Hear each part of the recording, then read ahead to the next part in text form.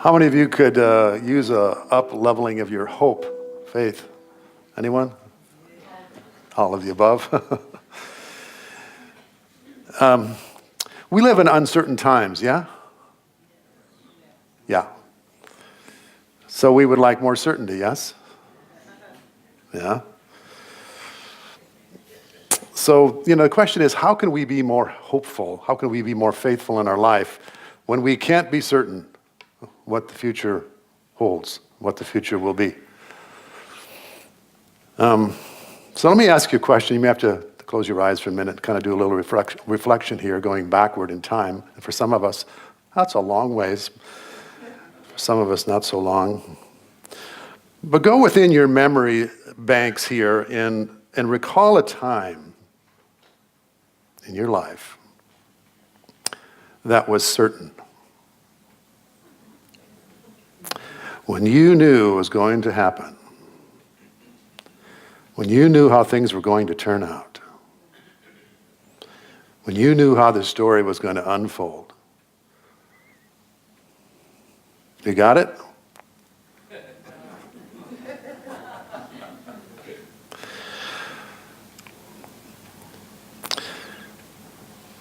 But that doesn't stop us, does it, from trying to live according to this dynamic of predict and control. Yeah? Well, when hope relies on things happening, when our hope relies on things happening, it's unreliable, isn't it? And who wants an unreliable faith? Not I.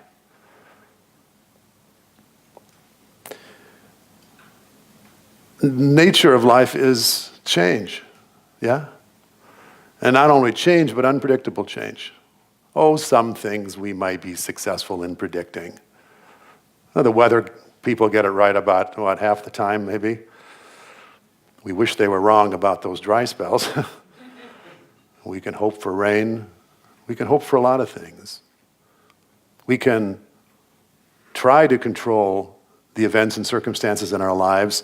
We may have a modicum of success in areas in which we actually have control. But then we don't live in a vacuum, do we? We don't live in a closed system of our own making, our own control. So we have to, our lives are subject to the vagaries of the universe, of all the vectors of influence that can affect how things happen in our life. And that really needs, it's like in one sense it doesn't need saying, but in the other sense, when we're talking about hope and faith, it needs to be, we need to bring it right front and forward into this recognition, because most of us default into a sense of believing that our sense of well-being, our sense of hope, and our faith in life is largely invested in how things turn out. Yeah? Am I the only one who falls there? Okay. And that being the case, and that lives in this other truth, which is that we cannot predict and control most of what happens in our life. You see how we have such a shabby sort of faith. We have a very, very unpredictable, unsatisfying. It's a crutch that will not hold us for most of the time. And so, what we are asked to do is we are asked to have hope and faith in that which we do not need to control, that it is already handled. And that is the spiritual life. That is the recognition, that is the reliance not upon the physical, but on the metaphysical reality of life, yeah? So that when my sense of well-being is not rooted and anchored in those things which are likely here today and gone tomorrow, or the way I like them today and the way that I dislike them tomorrow, or she loves me today and tomorrow not so much, or the stock market is up and my investments are soaring, and that wonderful direction which ensures my future will be much brighter, or it's going this way, in which case I now am, my faith is dropping with the Tao, you know what I'm saying? Or with how she's treating me, or how he is towards you. If all of our sense of well-being, our sense of wholeness is rooted in those things which will rise and fall, then so will our faith rise and fall. That's not faith. Faith is something that does not rise and fall. It's not circumstance dependent. It doesn't depend on how things work out. It's a resolute knowing of the heart that has nothing to do with what's going on out here. It's spiritual. It's not physical. So, what is this principle that allows us to have this resolute knowing of the heart in the midst of life that can be so unpredictable and so to our dislike at times? Well, we have been saying it for these last several weeks. It is our statement of faith. Very simply, that we believe that there is only one presence and one power that is good. And that is the heart of the matter. That is the reality with a capital R that transcends and includes everything. That is always true, no matter what it looks like. It's a complete reversal of our usual way of looking at things. When we're talking about spiritual knowing, we are not using our physical eyes. Our physical eyes may give us some evidence of things that are rooted in our faith, but our faith is not rooted in what we see.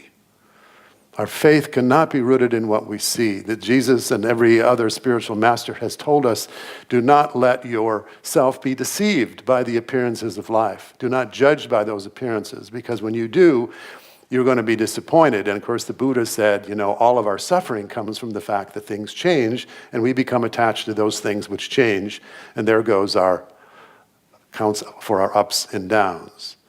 So we want to be rooted in that which is changeless, even though we can't see it with our eyes.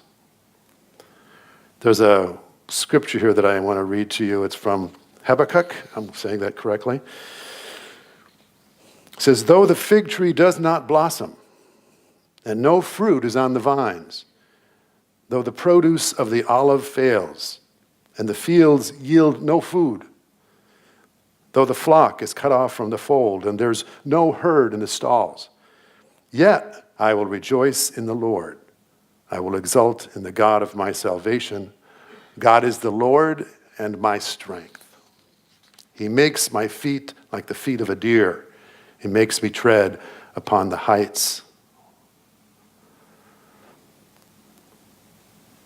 Hope is found in our being, not in our seeing.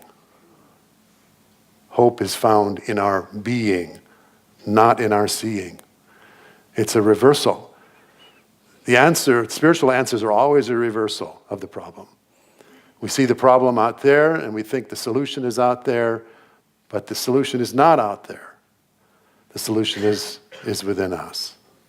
And then once we connect with the solution within us, then we have eyes to see the problem in a new way, in which we can take right action. Yes? Yes. So it's a right seeing that becomes the right doing and the right action, and changes the world as much as it can be changed, as much as within our control, as much as within divine order, as much as within the soul's mandate, as much as we know, as much as we don't know. It will change, and it will change, and it will always change, and yet there's something in us that is changeless. And that's where we find our refuge. That's where we build our faith. It's the rock of that which is the changeless nature of our being, not what we see.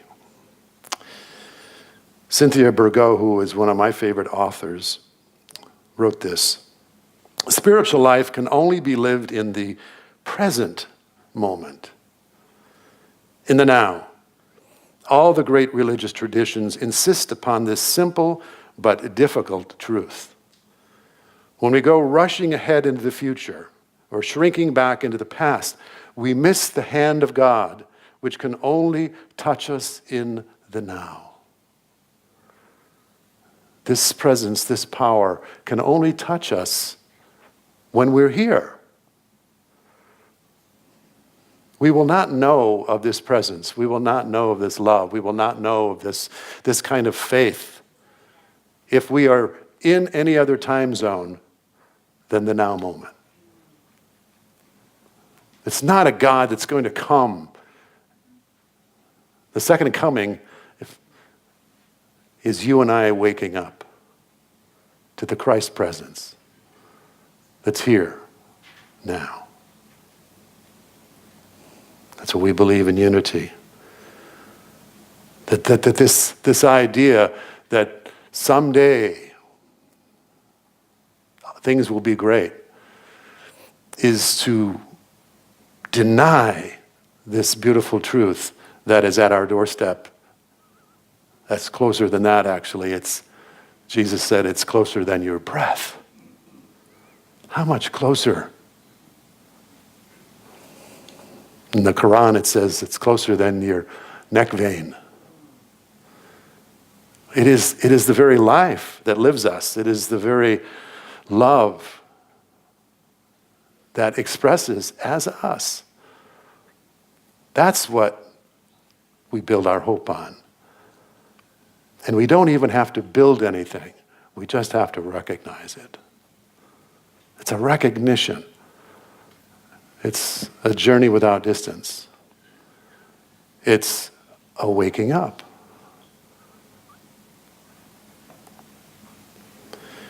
The Sufi teacher Kabir Helminski says, whoever makes all cares into one care, the care for simply being present, will be relieved of all care by that presence which is the creative power.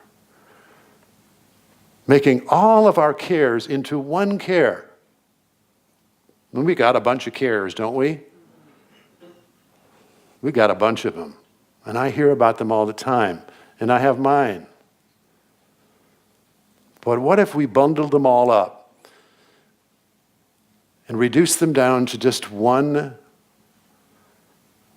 simple care and put all of our attention on it? To be here, to be completely present, and to see if in this present moment there is a recognition of that which we have been seeking in all of the wrong places and in all of the wrong faces, and we have made stories about, and we have fought wars over, and we have bickered and kvetched and despaired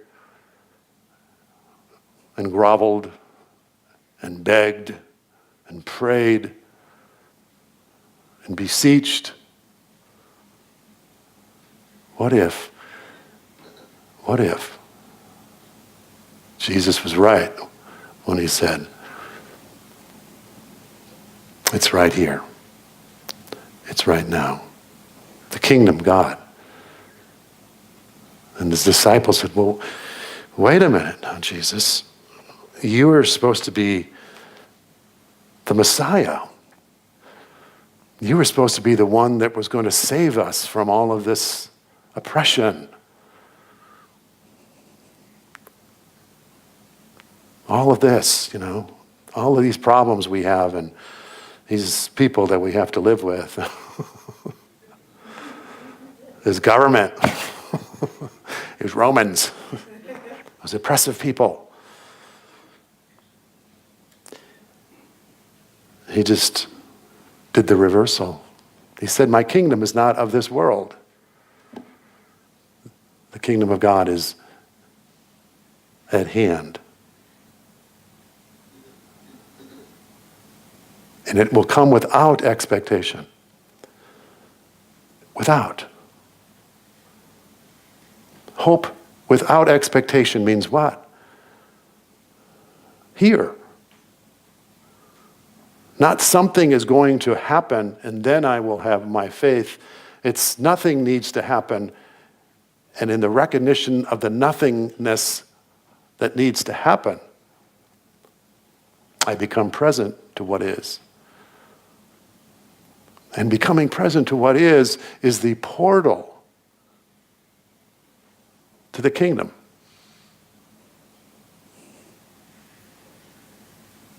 The ego just gets so upset about this whole theory. It just gets really ticked off. It wants to get up and go to another church, you know. There's a part of us that's like, give me that other story. This one about, God sort of swinging into your life, like those Greek tragedies on stage, where they'd swing a God in from the rafters to disentangle a particularly desperate situation, at the moment, to restore your faith that power could take care of it. But then what? Is life about just making sure that everything is according to my preferences? Would that be a spiritually exalted life? Where I'm just getting my ducks lined up just the way I want them? Is that the epitome? Is that the ultimate evolution of the human?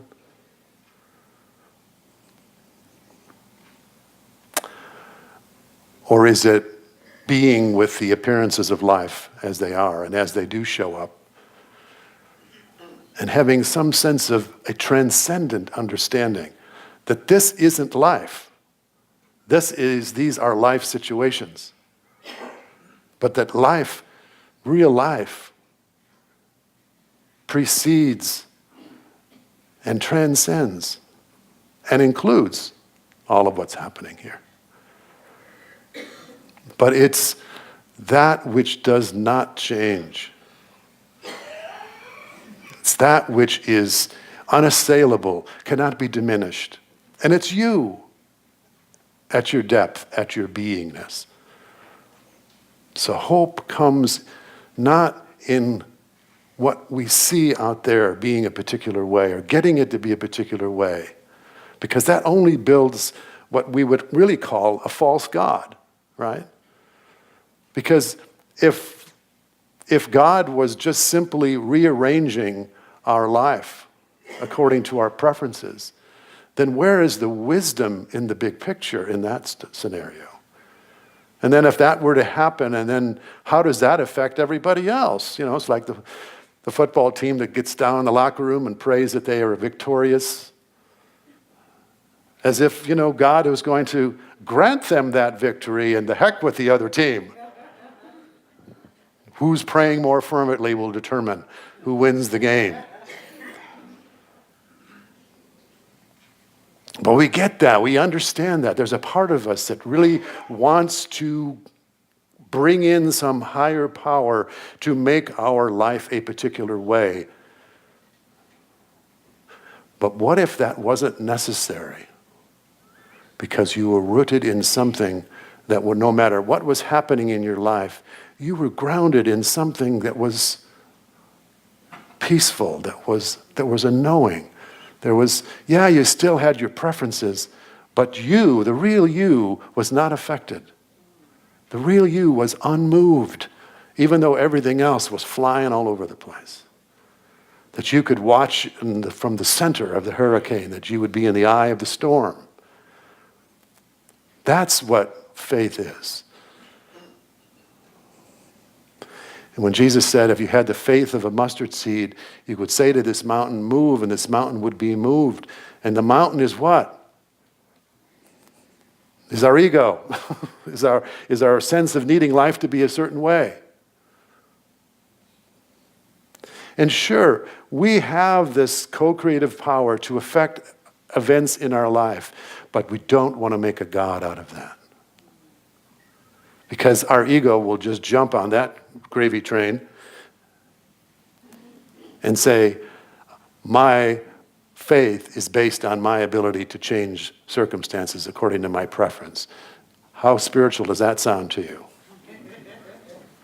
We will be right back to, my desire is more important than your desire.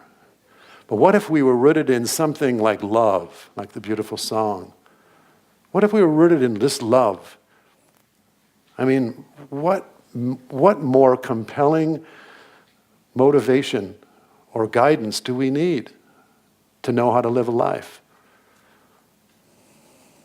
Because if love is at the core, and we'll get into this in a couple of weeks, but when love is at the core of our being, and we bring that into expression, then life will change.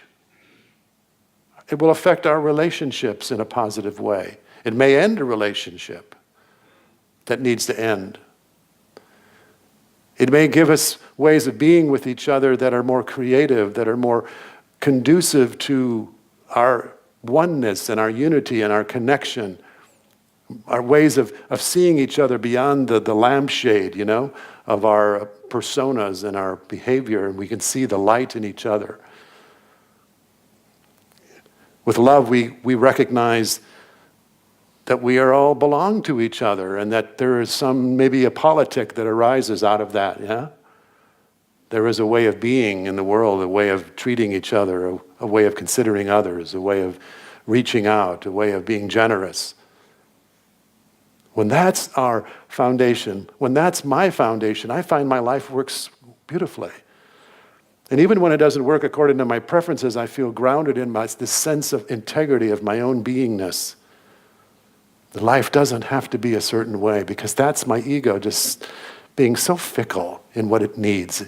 It wakes up in the morning, I'm hungry, I have to go to the bathroom. What shall I eat? I don't know, I don't want that. What do you mean I want that? I'll eat that. I don't want that cereal yesterday. It's just always telling me what it needs and wants. It just never shuts up. Did you have one of those?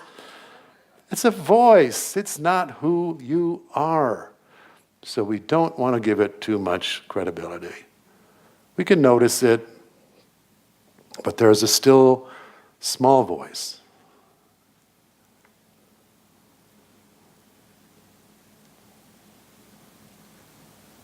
And it sometimes just whispers.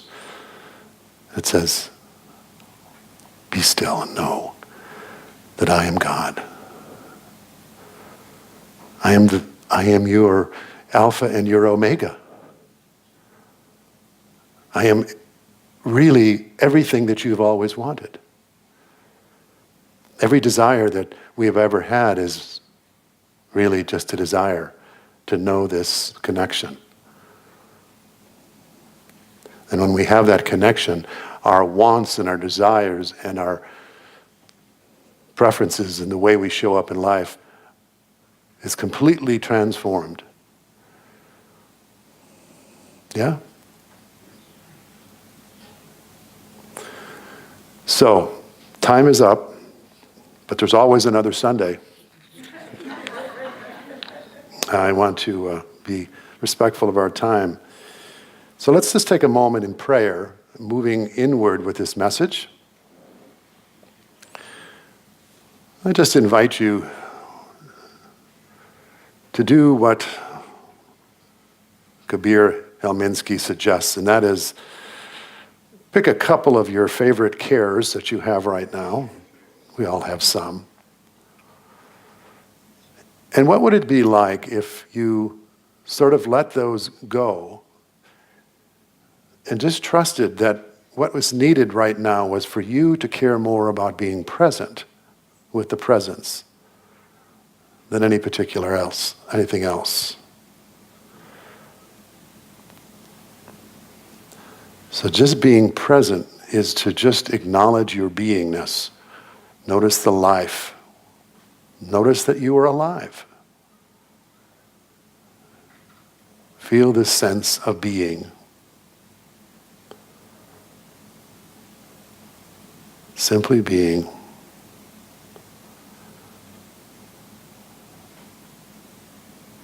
And what does it mean to know that right here and right now, you are as God created you with everything that you need to feel loved and fulfilled, to feel abundant, to have peace, to be joyful, and to trust this at the center of your being and that which takes you into your life. That you carry within you this treasure, this heart full of love, that is what every moment demands. That is the metaphysical answer to every problem, every question, every conundrum. What if you just lived that way for even a day? Or maybe an hour?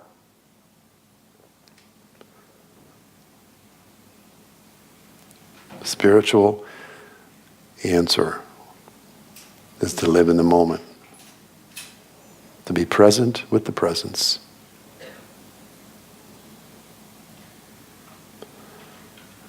And allow it to be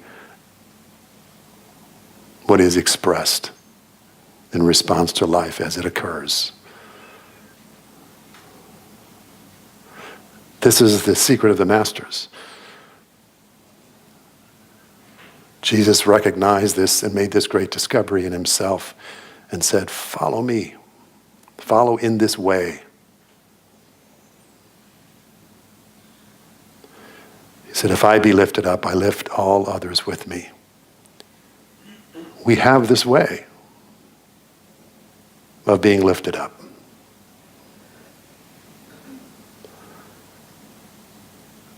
The real story is not about the crucifixion.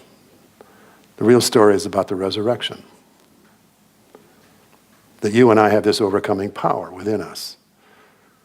That no matter what happens, we are spiritual beings, and spiritual beings cannot be defeated.